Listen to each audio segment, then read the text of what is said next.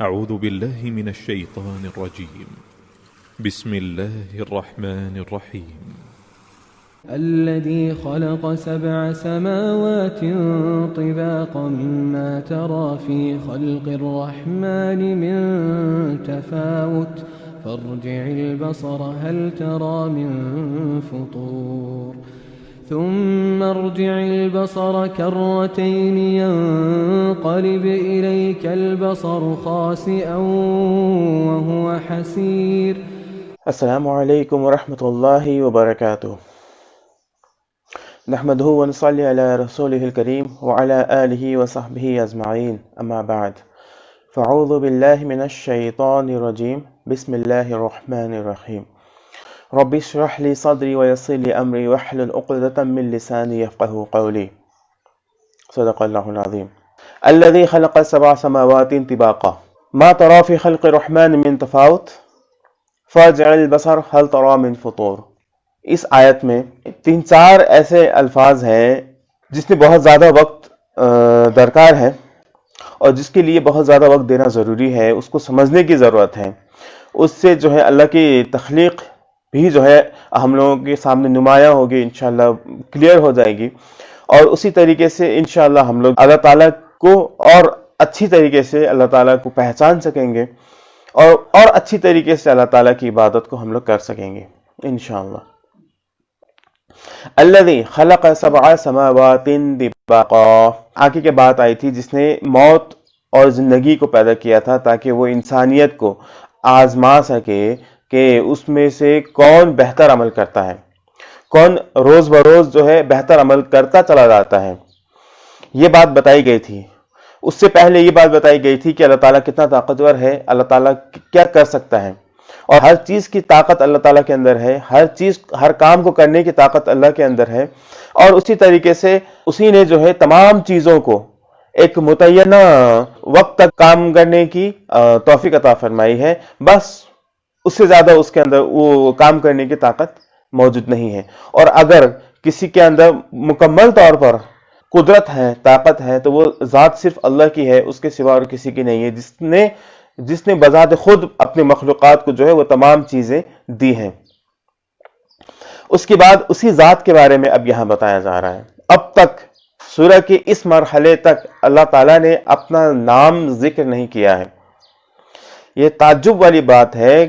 شروع میں ہی جس چیز کا ذکر آنا چاہیے تھا کہ وہ اللہ ہے جس نے ایسا کیا، وہ اللہ ہے جو ہر چیز پر قادر ہے، وہ اللہ ہے جس نے موت اور زندگی کو پیدا کیا، وہ اللہ ہے جو تم لوگوں کو آزمانا چاہتا ہے. اس طریقے سے بات آنی چاہیے تھی. وہ اللہ ہے جو عزیز ہے، جو غفور ہے. مگر بات اس طرح نہیں آئی ہے. وہ الذی سے یعنی کہ جو سے، ہو سے اللہ تعالیٰ نے وہاں پر جو ہے ایک کیریکٹر کریٹ کیا ہے، یعنی کہ ایک نقشہ ہم لوگوں کے ذہن میں کریٹ ہو رہا ہے. اس کا مقصد کیا ہو سکتا ہے؟ اس کا ایک مقصد یہ ہو سکتا ہے کہ اللہ تعالیٰ نے جو ہے سے اپنا نام اگر وہاں رکھ دے تو لوگوں میں بعض لوگ ایسے ہو سکتے ہیں جو دہریہ ہو سکتے ہیں، جو ایتھیسٹ ہو سکتے ہیں. تو جب ایتھیسٹ ہوں گے تو ان لوگوں کو تو اللہ کا نام سننے کے ساتھ ہی وہ لوگ جو ہے ہو سکتا ہے کہ اس بات ہی کو نہ سنیں. مگر سٹارٹنگ میں اللہ تعالیٰ نے اپنی بات کو نہیں رکھا اور وہاں پہ صفت گرانا شروع کر دیا کہ وہ ایسا ہے، وہ ایسا ہے، اس کے اندر یہ طاقت ہے، اس نے اس طریقے سے لوگوں کو جو ہے یا مخلوقات کو کم وقت دیا ہے، لمیٹڈ کوالٹیز دی ہیں. اور اسی طریقے سے اسی نے جو ہے موت کو بھی پیدا کیا ہے، اسی نے زندگی کو بھی پیدا کیا ہے. موت کا تخلیق کرنے والا بھی وہی ہے اور زندگی کی تخلیق کرنے والا بھی وہی ہے. اتنا سب کچھ بتا چکنے کے بعد اس آیت میں جا کر کے اللہ تعالیٰ اپنا نام ذکر کرے گا، مگر وہ کہیں اور ہے. یہاں پر اس حصہ میں بھی نہیں ہے کہ الذی خلق 7 سماوات طباقا. اللہ تعالیٰ ابھی بھی جو ہے اپنا اسی ہو کو لے کر کے ہی اللہ تعالیٰ یہاں چل رہا ہے اور الذی کو لے کر کے ہی چل رہا ہے، جس نے الذی خلق 7 سماوات طباقا، جس نے 7 آسمانوں کو پیدا کیا، 7 آسمانوں کو پیدا کیا طباقا، لیئر بائی لیئر، ایک کے اوپر ایک. اب یہاں دیکھنے پڑنے کی چیز کیا ہے؟ اللہ تعالیٰ نے 7 آسمانوں کو پیدا کیا ہے. 7 70 اور 700 عربی کے اندر یہ جو ہے صرف اس کے لیے نہیں بولا جاتا ہے، پرٹیکولر نمبر، خاص نمبر بتانے کے لیے نہیں بولا جاتا ہے. عربی کے اندر جہاں 7 نمبر 70 نمبر اور اسی طریقے سے 700 بولا جاتا ہے، اس کا مطلب ہوتا ہے بے انتہا اور بے حد، انکاؤنٹیبل، بہت زیادہ. جیسے روزے دار کو روزہ کا بدلہ دینے کے تعلق سے جب اللہ تعالیٰ نے بدلہ کا ذکر کیا تھا تو اس کا کم سے کم بدلہ اللہ تعالیٰ نے بتایا تھا کہ اس کو 700 گنا دیا جائے گا. روزے دار کو جب بدلہ دیا جائے گا تو اس کو 700 گنا نہیں دیا جائے گا، اس کو کیا دیا جائے گا؟ بے انتہا دیا جائے گا، بے انتہا، جس کا کوئی انتہا نہیں ہوگا. اس طریقے سے اس کو جو ہے بدلہ دیا جائے گا روزے دار کو.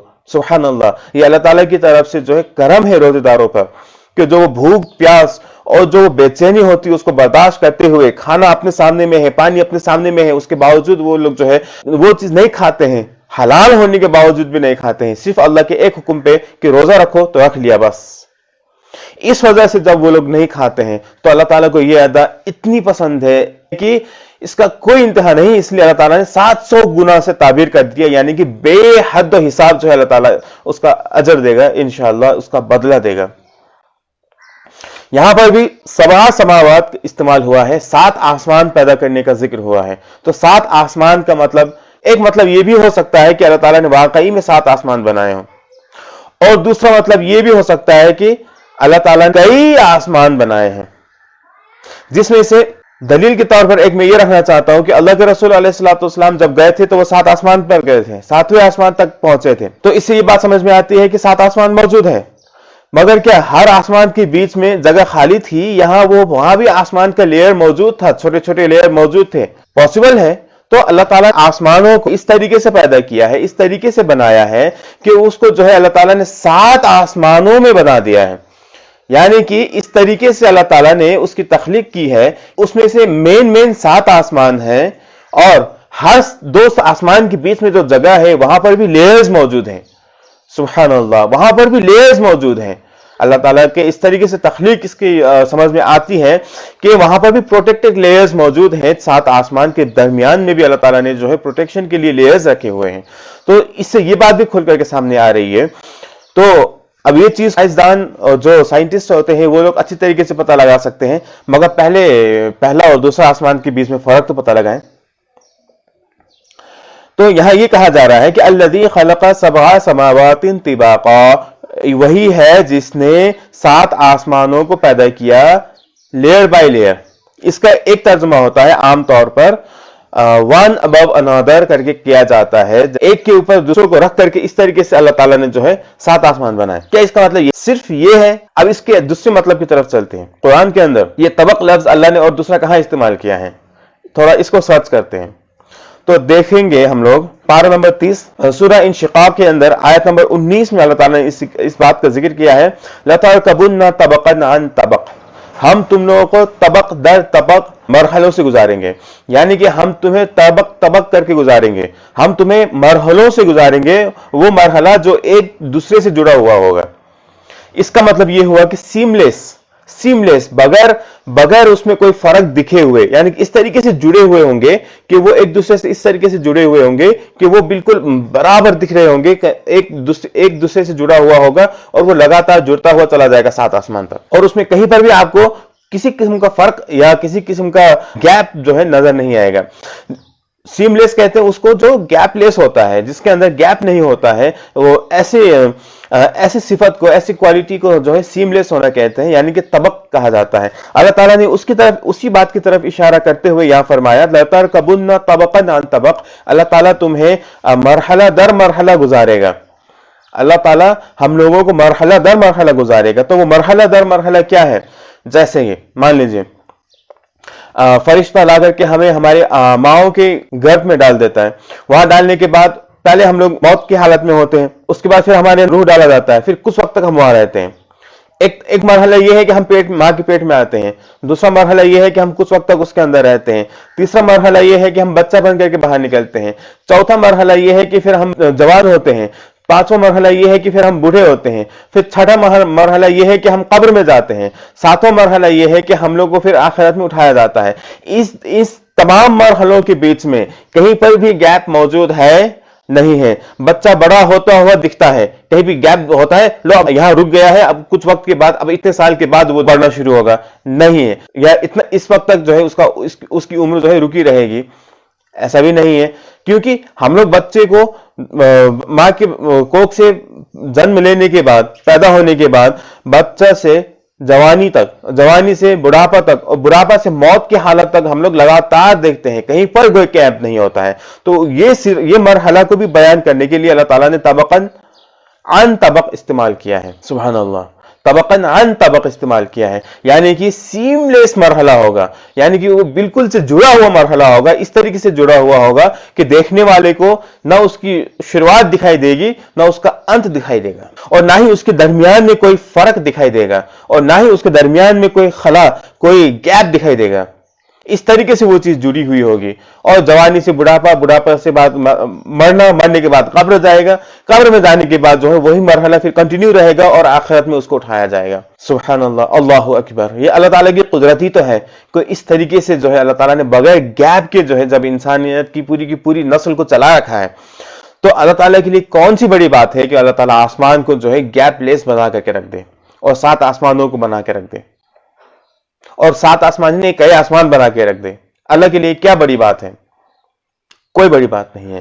تو یہ عربی جو میں نے 7 سے زیادہ کی بات کہی ہے، وہ عربی لنگوسٹک کے حساب سے اس کے اندر پایا جاتا ہے کہ 7، 70 اور 700 کا مطلب جو ہے آپ کو صرف عدد یعنی کہ نمبر بتانے کے لیے نہیں ہوتا ہے، وہ انکاؤنٹیبل جو ہوتا ہے، جو انگنت جو مرحلہ ہے اس کو بتانے کے لیے ہوتا ہے. تو یہاں پر بھی وہی بات ہوئی ہے. قرآن کے اندر دوسری جگہ پہ بھی جو ہے اللہ تعالیٰ نے طباق لفظ استعمال کیا ہے. کیف تکفرون باللہ وکنتم امواتا فاحیاکم ثم یمیتکم ثم یحییکم ثم الیہ ترجعون هو الذی خلق لکم فی الارض جميعا ثم استوى الی السماء فسواہن 7 سماوات. اللہ تعالیٰ نے اسی طریقے سے انسان کی موت اور زندگی کا ذکر پھر سورہ بقرہ کے اندر آیت نمبر 28 میں کیا ہے، اور وہاں پر بھی جو ہے اللہ تعالیٰ نے پہلے موت پھر زندگی، پھر موت پھر زندگی کا ذکر کرتے ہوئے اس کے بعد اللہ تعالیٰ نے یہ بتایا ہے کہ اللہ تعالیٰ نے اس کے بعد پھر 7 آسمانوں کو بنانے کا ذکر کیا ہے. دیکھیے کس طریقے سے کمپیئر ہو رہا ہے. سورہ بقرہ میں بھی جو ہے موت زندگی کا ذکر ہونے کے بعد جو ہے آسمانوں کا ذکر ہوا ہے، یہاں پر سورہ ملک میں بھی جو ہے موت اور زندگی کا ذکر ہونے کے بعد آسمانوں کا ذکر ہوا ہے. سبحان اللہ، کتنی خوبصورت طریقے سے اللہ تعالیٰ نے اپنے قرآن کے اندر صورتوں کو جوڑا ہے. اس لیے کہتے ہیں کہ قرآن کور ٹو کور، شروع سے لے کے آخر تک پڑھنا ضروری ہے، اور بغور پڑھنا ضروری ہے. جب ہم لوگ غور سے پڑھیں گے تو اللہ تعالیٰ کی قدرت جھلک کر کے بس سامنے آئے گی، اور اللہ تعالیٰ کی جو طاقت ہوگی وہ ہم لوگوں کے سامنے میں کھل کر کے سامنے میں آ جائے گی. الحمدللہ. تو اس طریقے سے اللہ تعالیٰ نے آسمانوں کو جو ہے سیم لیس بنایا ہے، اس طریقے سے گیپ لیس بنایا ہے، اس طریقے سے اس میں کوئی درار نہیں رکھا ہے. کوئی دیکھنے والا یہ نہیں کہے گا آسمان دیکھنے کے بعد کہ مجھے کچھ دکھا، ہاں یہاں پر خالی جگہ ہے، یہاں پر یہ کرنا باقی ہے، یہاں پر تخلیق ہونا باقی ہے. کوئی یہ نہیں کہہ سکتا. بالکل سے پرفیکٹ کریشن ہے اللہ تعالیٰ کا. ما تری فی خلق الرحمن من تفاوت. پھر اللہ تعالیٰ یہاں فرما رہا ہے کہ تم کو جو ہے اللہ کی تخلیق میں کسی قسم کا گیپ نظر نہیں آئے گا. بات چل رہی ہے کہاں؟ آسمانوں کی بات چل رہی ہے. 7 سماوات، اور وہاں پہ خلق لفظ استعمال ہوا تھا. اب یہاں آ کر کے اللہ تعالیٰ نے فی خلق السماوات نہیں کہا ہے، آسمانوں کی تخلیق میں نہیں کہا ہے. اللہ تعالیٰ نے یہاں کیا فرمایا ہے؟ فی الخلق. فی خلق، خلق کا مطلب کیا ہوا؟ تخلیق میں، یعنی کہ کریشن میں. اللہ تعالیٰ نے جو چیز بھی بنایا ہے، جتنا بھی بنایا ہے، تمام کریشن میں اللہ تعالیٰ کا کوئی بھی تفاوت نظر نہیں آئے گا، کوئی فالٹ نظر نہیں آئے گا، کوئی فلاز نظر نہیں آئے گا، کسی قسم کی غلطی نظر نہیں آئے گی. اب تک کن کن چیزوں کی تخلیق کا ذکر ہو چکا ہے؟ موت کی تخلیق کا ذکر ہوا ہے، زندگی کی تخلیق کا ذکر ہوا ہے، اور 7 آسمانوں کی تخلیق کا ذکر ہوا ہے. یعنی کہ اس طریقے سے اللہ تعالیٰ نے ان چیزوں کو تخلیق دیا ہے کہ اس میں انسان چاہ کر کے بھی جو ہے کسی قسم کی کمی کوتاہی نہیں نکال سکتا. کوئی بھی نہیں. تفاوت کہتے ہیں ایک بڑا سا جو گیپ ہوتا ہے اس کو تفاوت کہا جاتا ہے. بڑا سا گیپ کو تفاوت کہا جاتا ہے، یعنی کہ جو آسانی سے دکھ جائے، بالکل آسانی سے دکھ جائے. سبحان اللہ، بالکل آسانی سے دکھ جائے. وہ ایسا گیپ تو نظر ہی نہیں ہے، وہ موجود ہی نہیں ہے. فرجع البصر. اب یہاں لفظ استعمال کیا جا رہا ہے؟ فرجع البصر، اپنی نظر کو لوٹاؤ، اپنی نظر کو لوٹاؤ.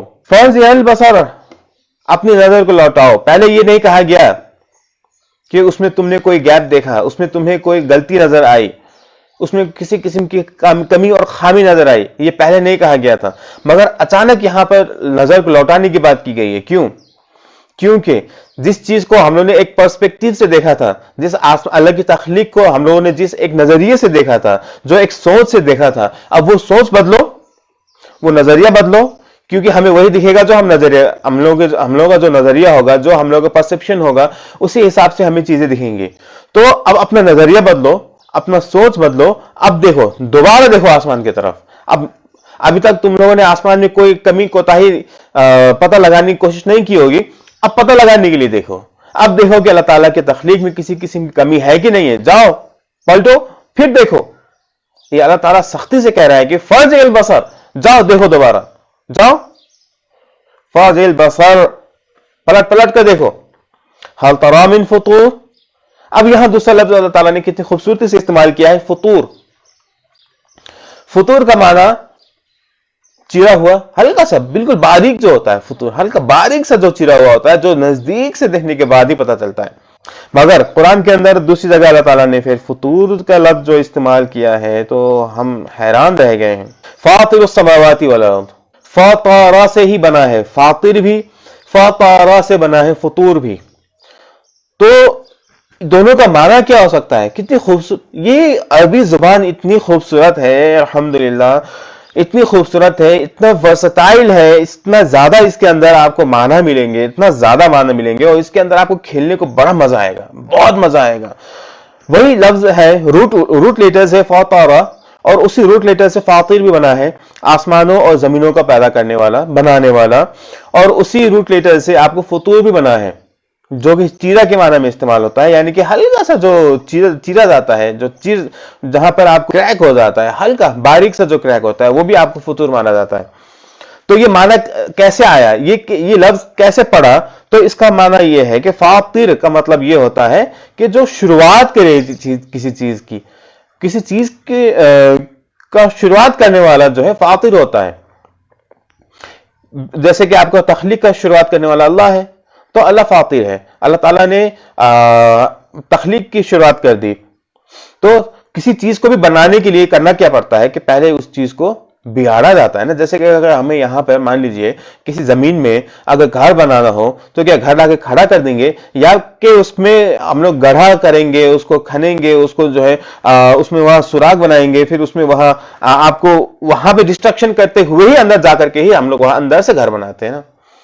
ہر چیز کو نیچرلی ہم لوگ یہاں دیکھتے ہیں, کوئی چیز بنتی ہے. جیسے مان لیجئے اگر آپ کو ہم لوگ کو انار اگر بنانا ہو, تو انار بنانے کے لیے بھی جو ہے ہم لوگوں کو پہلے وہاں پہ چیرا لگانا پڑتا ہے, پہلے ہم کو وہاں کاٹنا پڑتا ہے, پہلے ہمیں وہاں گہرائی میں جانا پڑتا ہے, توڑ پھوڑ کرنا پڑتا ہے, اس کے بعد ہی وہاں پہ جو ہے انار وغیرہ بنتا ہے.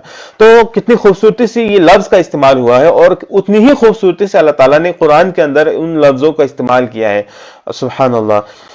اسی لیے الفاظ کا معنی سمجھنے کے لیے اب یہ ٹرینڈ چل پڑا ہے کہ پہلے لوگ قرآن کی طرف پلٹتے ہیں کہ قرآن میں اس کا لفظ کس معنی میں استعمال ہوا ہے. ہر طرح من فطور, کیا تمہیں کوئی گیپ نظر آیا, کیا تمہیں کوئی چیرا ہوا, کوئی کریک نظر آتا ہے؟ پہلے تو تفاوت کا لفظ استعمال کیا تھا, جو بڑا سا گیپ ہو, جو دکھتا ہو, جو دور سے دکھے گا. اب اچھی طریقے سے دیکھو, گھما کے دیکھو نظر کو. من فطور, کیا تمہیں کوئی ہلکا سا بھی کوئی نظر آیا کریک؟ بالکل نہیں, ہو ہی نہیں سکتا. ثم ارجع البصر کرتین. اب دیکھیے اگلی آیت میں اللہ تعالیٰ نے تو حد ہی کر دی ہے, یہاں پر الفاظوں کا استعمال اس طرح کیا ہے. ثم ارجع البصر, پہلے یہ کہا کہ پھر جاؤ دیکھو. پھر جاؤ دیکھو کا مطلب یہ ہوا کہ پہلے دیکھو, پھر جاؤ گھر پہ آرام کرو, پاؤنڈر, یعنی کہ سوچو کہیں کچھ تھا, کچھ ایسی چیز تھی جہاں پر کوئی کمی رہ گئی ہو, کوئی ایسی جگہ تھی, کوئی ایسی چیز تھی, نہیں سمجھ میں آئی بات, پھر دوبارہ جاؤ. دوبارہ کس لیے جانا ہے؟ کیونکہ ایک ہی چیز کو ہم لوگ بار بار دیکھتے ہیں تو اس کی خوبصورتی, اس کے اندر کا جو لوب ہوتا ہے, اس کے اندر جو ایک قسم کا اٹریکشن ہوتا ہے, وہ دوسری بار میں کم ہو جاتا ہے, تیسری بار میں اور کم ہو جاتا ہے, چوتھی بار میں اور کم ہو جاتا ہے. اور ایک ہی چیز کو ہم لوگ بار بار دیکھتے ہیں تو وہ اس چیز کے اندر جو کشش ہوتی ہے, اس کے اندر جو ایک اٹریکشن ہوتا ہے, امیوزمنٹ ہوتا ہے, وہ چیز ختم ہوتی چل جاتی ہے. اللہ تعالیٰ نے چیلنج کیا ہے, ثم ارجع البصر, پھر دوبارہ جاؤ, پھر دیکھو.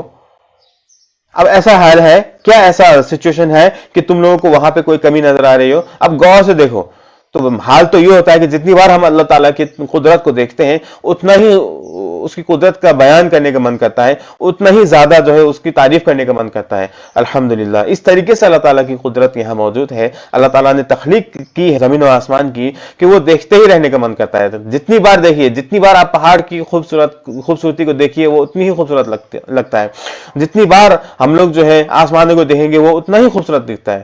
کیوں؟ کیونکہ اللہ تعالیٰ کی تخلیق ہے، اس کے اندر اللہ تعالیٰ نے خوبصورتی بھی جو ہے سیم لیسلی رکھا ہوا ہے، اس طریقے سے رکھا ہوا ہے کہ اس کے اندر کبھی کوئی کمی نہیں آتی ہے۔ ہم لوگ ہزار بار آسمان کی طرف دیکھتے ہیں مگر کبھی بھی ہم لوگوں کو جو ہے ایسا محسوس نہیں ہوتا ہے کہ کتنی بار دیکھیں۔ آسمان ایسی جگہ ہے جہاں ہم لوگ بار بار دیکھنا پسند کرتے ہیں، تو اس کی خوبصورتی میں بھی اللہ تعالیٰ نے بالکل ایک دم سے کوئی درار نہیں رکھا ہے۔ خوبصورت ہے تو بے حد خوبصورت ہے اور ہمیشہ کے لیے خوبصورت ہے، تا قیامت وہ چیز خوبصورت رہے گی۔ تو الحمدللہ ثم جعل البصر کرتین، دوبارہ پلٹ کے دیکھو، اور کرتین کا لفظ استعمال کر کے یہ کہہ دیا کہ تم جب تک زندہ ہو پلٹ کے دیکھتے رہو، کیونکہ کرتین کا معنی یہ ہوتا ہے کہ بار بار جب تک تمہارے اندر طاقت ہے تم اتنی بار جاؤ دیکھو، تب بھی اگر تم اللہ تعالیٰ کی تخلیق میں کوئی کمی اگر نکال پاؤ تو نکال کے لا کے دکھاؤ۔ ینقلب الیک البصر، مگر قرآن ڈکلیئر اب یہاں کر رہا ہے، ینقلب الیک البصر خاسئا، مگر معاملہ یہ ہوگا، حال یہ ہوگا کہ تمہاری جو تمہاری نظر ہے وہ تمہاری طرف پلٹ کے آنے والی ہے۔ کس حالت میں؟ خاسئا، ہیوملیٹ ہو کر کے تمہاری طرف جو ہے بالکل ذلیل ہو کر کے لوٹ کے آنے والی ہے۔ وہ ذات جس نے اتنے خوبصورت چیزوں کو بنایا ہے، وہ ذات جس نے ان چیزوں کو اتنا اس طریقے سے بنایا ہے کہ اس کے اندر کوئی کمی کوتاہی نہیں ہے، اس کے اندر کوئی بدصورتی نہیں ہے، وہ جتنی بار دیکھیے اتنا خوبصورت ہمیں دکھتا ہے۔ اتنا سب کچھ ہونے کے باوجود بھی جب ہم لوگ اس ذات کے اوپر شک کر رہے ہیں، اس کے ساتھ شرک کر رہے ہیں، اس کی باتوں کو نہیں مان رہے ہیں، اس کے رسولوں کو نہیں مان رہے ہیں، اس کی کتابوں کو نہیں مان رہے ہیں، تو ہماری جو آنکھیں ہیں وہ تھک کر کے ہمارے پاس لوٹ کر کے آ جاتی ہے اور ہم ذلیل ہو جاتے ہیں، ذلت کے ساتھ ہماری آنکھیں لوٹ کے آتی ہیں کہ یہ ہم نے کیا کر ڈالا، کہ وہ ذات جس نے آسمانوں کو زمینوں کو اتنی خوبصورت بنایا ہے اور ہم نے اسی کو نظر انداز کر دیا اور اسی کے ساتھ ہم شرک کر بیٹھے اور اسی کو ہم نے ماننے سے انکار کر دیا۔ تو یہ مرحلہ جب آتا ہے، جب یہ سوچ انسان کے اندر آتی ہے تو اس کی آنکھیں شرم سے جھک جاتی ہے اور وہ پلٹ آتی ہے اپنے جس کے پاس آنکھ ہے اس کے پاس پلٹ آتی ہے، وہ حسیر، اور وہ کیا ہوتا ہے؟ تھکا ہوا ہوتا ہے کہ اب تھک گیا، اب بس کیجیے، اب نہیں ہو سکتا۔ اب ہم اللہ کی تخلیق میں کسی قسم کی کمی کوتاہی کو نہیں نکال سکتے، اب ہم اللہ کی تخلیق میں خوبصورتی کی کمی بھی نہیں نکال سکتے۔ ایک ہی جگہ ہے ہمارے گھر کے سامنے میں، الحمدللہ ابھی ہم لوگ تو پہاڑوں سے گھرے ہوئے ہیں، اتنا خوبصورت منظر اللہ تعالیٰ نے ہم لوگ کو دیا ہے۔ جتنی بار ہم لوگ کھڑکی سے باہر دیکھتے ہیں یا چھت میں چڑھ کر کے جب اللہ تعالیٰ کی اس تخلیق کو دیکھتے ہیں، اس پر نظر دوڑاتے ہیں، تو دھوپ لگنے کے وقت اس کا الگ منظر ہوتا ہے، جب چھاؤں ہوتا ہے تو اس کا الگ منظر ہوتا ہے، شام میں اس کا الگ منظر ہوتا ہے۔ اتنی خوبصورتی سے اللہ تعالیٰ نے اس میں بھی مرحلے رکھے ہیں اور اتنی خوبصورتی اللہ تعالیٰ نے رکھی ہے کہ سن رائز سن سیٹ دیکھنے کے لیے ہم لوگ مرے جاتے ہیں۔ ہم لوگوں کو اس طریقے سے اس قدر ہم لوگ جو ہے اللہ تعالیٰ کے تخلیق کے پیچھے پڑے ہوئے ہیں، اللہ تعالیٰ کے تخلیق کے گن گاتے ہیں کہ اس کی لوگوں کو پتہ نہیں ہے کہ اللہ کی تخلیق ہے، اس کے باوجود لوگ اس میں جھوم رہے ہیں۔ لوگ لاکھوں روپے خرچ کر کے جو ہے جاتے ہیں، گھومتے ہیں، پھرتے ہیں، کیوں؟ اللہ کی تخلیق کو دیکھنے کے لیے۔ الحمدللہ اسی کے ساتھ ساتھ اگر لوگ اللہ کو بھی پہچان لیں تو کیا بڑی بات ہوگی۔ کتنا ہی بہتر ہوگا کہ لوگ اللہ تعالیٰ کو پہچان لیں، کتنا ہی بہتر ہوگا کہ لوگ اللہ کے ساتھ شرک کرنا چھوڑ دیں، کتنا ہی بہتر ہوگا کہ اللہ تعالیٰ کی قدرت کو پہچانتے ہوئے اللہ تعالیٰ کا ساتھ دینا شروع کر دیں، اللہ تعالیٰ کو ایمان لانا شروع کر دیں اور اللہ تعالیٰ کی جو ہے حقیقی عبادت کرنا شروع کر دیں اور اللہ تعالیٰ کے لیے اپنی زندگی جینا شروع کر دیں اور اللہ تعالیٰ کے لیے ہی جو ہے موت کو قبول کریں۔ کتنی ہی بہتر یہ مرحلہ ہوگا، کتنا خوبصورت یہ وہ لمحہ ہوگا جب ہم اللہ کے سامنے کھڑے ہوں گے۔ الحمدللہ اللہ کا چہرہ کا جب دیدار ہوگا تو الحمدللہ کتنا بہترین مرحلہ ہوگا۔ اسی لیے اللہ تعالیٰ سے یہ دعا ہے کہ اللہ تعالیٰ نے جو اللہ تعالیٰ کا نیچر اللہ تعالیٰ نے اس دنیا میں بنا رکھا ہے، جو کریشن ہے، اس کریشن کو دیکھ کر کے ہم لوگ اللہ تعالیٰ کو یاد کریں، اللہ تعالیٰ گھومے پھرے، اگر ہمیں دنیا الگ الگ جگہ گھومنے جانے کا موقع ملے تو ہم لوگ اس کریشن کو دیکھیں، اللہ تعالیٰ کی قدرت کو یاد کریں، اللہ تعالیٰ کی محبت کو یاد کریں اور اسی طریقے سے اللہ تعالیٰ کے کرم کو یاد کریں ہم لوگ، کہ کس طریقے سے اللہ تعالیٰ نے جو ہے یہاں پر ہم لوگوں کے لیے اتنی ساری چیزوں کو بنا رکھا ہے، ہماری آنکھوں کو تسلی دینے کے لیے، ہمارے دلوں کو سکون دینے کے لیے اللہ تعالیٰ نے اس انداز سے اس دنیا کو بنا رکھا ہے کہ جب بھی ہمیں کوئی پریشانی ہوتی ہے، جب ہم لوگ بالکل مایوس ہوتے ہیں، تو اللہ تعالیٰ کی اس تخلیق کی طرف جب نظر پڑتی ہے تو الحمدللہ ہم لوگوں کو اتنا سکون سا محسوس ہوتا ہے۔ جب پانی گرنے لگتا ہے تو اس کی آواز سے دلوں کو سکون ملتا ہے۔ جب سمندر کے اندر یا پانی کے اندر مچھلیوں کو تیرتے ہوئے دیکھتے ہیں تو اس سے ہم لوگوں کو سکون ملتا ہے۔ کس طریقے سے اللہ تعالیٰ کا قبضہ ہم لوگوں کے دل و دماغ پر ہے، دیکھیے کس انداز سے اللہ تعالیٰ نے ہمارے دل کو بنایا ہے، کس انداز سے اللہ تعالیٰ نے ہمارے دماغ کو بنایا ہے، اور کس انداز سے اللہ تعالیٰ نے اس کو اپنے کنٹرول میں رکھا ہے کہ اللہ تعالیٰ کو پتا ہے کہ کب اس میں پریشان ہوگا تو اس کو کیا چیز سے سکون ملنی چاہیے، اور کب جب یہ پریشان ہوگا تو اسے کس چیز سے سکون دینا چاہیے، جب یہ جو ہے خوش ہوگا تو اس کو کس چیز سے جو ہے اللہ کی یاد دلانی چاہیے۔ یہ تمام چیزیں اللہ تعالیٰ کو پتا ہے۔ الحمدللہ، سبحان اللہ، کس انداز سے اللہ تعالیٰ نے اپنی نعمت کو جو ہے یہاں ظاہر کیا ہے، کس انداز سے اللہ تعالیٰ نے اپنی قدرت کو ظاہر کیا ہے کہ بیان کرتے کرتے زبان تھک جائے گی مگر اللہ تعالیٰ کی قدرت ختم نہیں ہوگی۔ تب مجھے سورہ کہف کی وہ آخری آیت یاد آتی ہے کہ تم اللہ کے بارے میں لکھتے رہو لکھتے رہو لکھتے رہو جب تک کہ جو ہے دنیا میں جتنے درخت ہیں وہ اس کو قلم بنا دو، اور جتنے سمندر ہے اس کو سیاہی، اس کو انک بنا دو، اس کے بعد لکھنا شروع کرو۔ اس کے باوجود بھی جب وہ ختم ہو جائیں گے بھی اللہ تعالیٰ کی تعریف ختم نہیں ہوگی۔ سبحان اللہ، الحمدللہ، کتنا بابرکت وہ ذات ہے۔ اسی لیے سورہ کے شروع میں ہی اللہ تعالیٰ نے بابرکت سے شروع کیا تھا، تبارک الذی بیدہ الملک وہو علی کل شیء قدیر سے اللہ تعالیٰ نے شروع کیا تھا۔ الحمدللہ، اللہ اکبر، یہ اللہ تعالیٰ کا نعمت ہے، یہ اللہ تعالیٰ کا قدرت ہے کہ اللہ تعالیٰ نے ہمیں جو ہے یہ سورہ عطا کیا ہے، اللہ تعالیٰ نے ہمیں قرآن عطا کیا ہے۔ اس سورہ کو، اس قرآن کو ہم لوگ جتنا سمجھنا چاہیں سمجھیں، سمجھ کے اللہ تعالیٰ ہی کی یاد آتی ہے، اللہ تعالیٰ کی قدرت کی ہی یاد آتی ہے۔ اللہ تعالیٰ ہمیں سورتوں کو سمجھنے کی توفیق عطا فرمائے، اللہ تعالیٰ ہمیں اپنی طرف کھینچے رکھے، اللہ تعالیٰ ہمیں اپنے ساتھ جوڑے رکھے، اللہ تعالیٰ ہمیں ان لوگوں کے ساتھ رکھے جو جنت جانے والے ہیں، اللہ تعالیٰ ہمیں ان لوگوں کا ساتھ عطا کرے جن کے ساتھ جنت الفردوس میں نبی اکرم صلی اللہ علیہ وسلم ہونے والے ہیں۔ اللہ تعالیٰ ہمیں نبی صلی اللہ علیہ وسلم کو پڑوس عطا فرمائے، اللہ تعالیٰ ہمیں ان کا دیدار عطا فرمائے، اللہ تعالیٰ ہمیں اپنا دیدار عطا فرمائے، اور آخرت میں ہمیں جو ہے اللہ تعالیٰ نعمتوں سے بھر دے۔ آمین ثم آمین، وآخر دعوانا ان الحمد للہ رب العالمین۔ السلام علیکم ورحمۃ اللہ وبرکاتہ۔